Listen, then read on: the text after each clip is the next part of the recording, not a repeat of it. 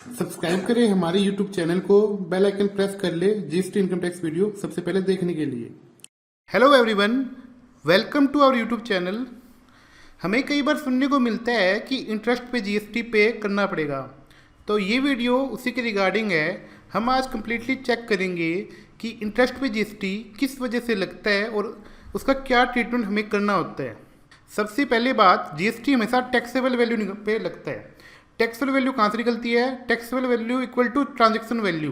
Transaction value कहाँ से मिलेगी? सेक्शन 15 जीएसटी में सेक्शन 15 इसको डिफाइन करते हैं कि ट्रांजैक्शन वैल्यू क्या होती है, और उसमें लिखा है 15(1) प्लस 15(2) माइनस 15(3). हम एक्ट को इसलिए पढ़ रहे हैं कि हमें इसके रिगार्डिंग कोई कन्फ्यूजन ना रहे।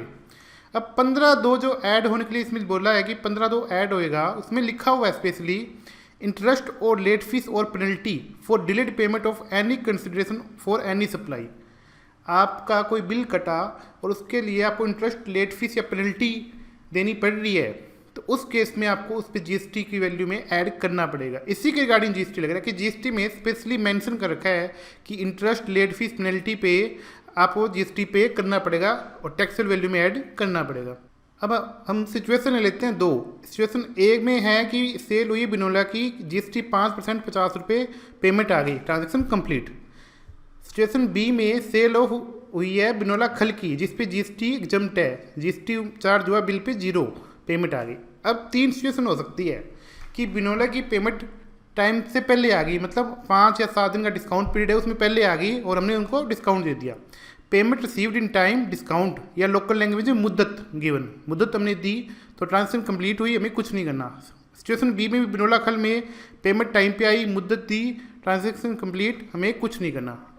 सेकंड सिचुएशन, बिनोले की पेमेंट टाइम पे आई, ना तो हमने कोई ब्याज मिला ना हमने कोई डिस्काउंट दिया, तो उस केस में भी फर्दर कुछ नहीं करना। यही चीज़ बिनोला खल में है कि पेमेंट टाइम पे आई है, ना तो कोई इंटरेस्ट दिया है ना कोई डिस्काउंट दिया है, तो ये ट्रांजेक्शन कंप्लीट।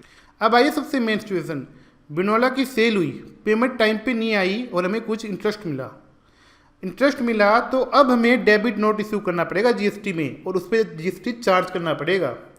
और इसी के साथ जैसे बिनोला खल पे भी पेमेंट लेट आई और इंटरेस्ट मिला, तो इस केस में भी हमें डेबिट नोट तो इशू करना चाहिए, जनरली हम लोग करते नहीं है, लेकिन जीएसटी की कोई लाइबिलिटी नहीं है क्योंकि बिनोला खल पे कोई जीएसटी नहीं है। तो एक बात क्लियर होगी कि जीएसटी तभी लगेगा जब टैक्सेबल आइटम की सेल हुई है।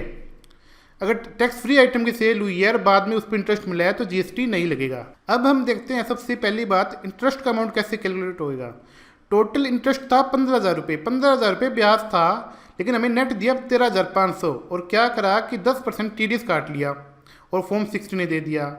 तो जीएसटी के लिए ब्याज 15,000 रहेगा क्योंकि एक्चुअल ब्याज तो 15,000 ही है, वो इनकम टैक्स की लाइबिलिटी है कि क्या वर्कआउट कर रहे हो।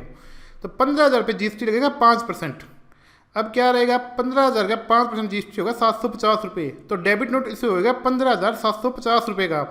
और 15,000 रुपये हमें एक्चुअली मिल गए कि 13,500 मिल गए, 1,500 टीडीएस हो गया, तो 750 रुपये हमें और लेने पड़ेंगे और जीएसटी में जमा कराने पड़ेंगे।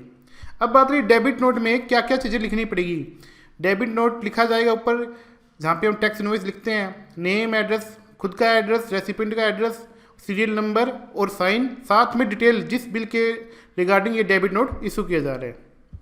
अब कमीशन एजेंट के केस में भी सेम ट्रीटमेंट रहेगा, जैसे मस्टर्ड सीड और ग्वार सीड। मस्टर्ड सीड पे 5% जीएसटी है, ग्वार सीड पे एग्जम्प्ट। अगर मस्टर्ड सीड का आई फार्म हमने काटा, कोई इंटरेस्ट मिला, तो डेबिट नोट इशू करना पड़ेगा और जीएसटी कलेक्ट करना पड़ेगा।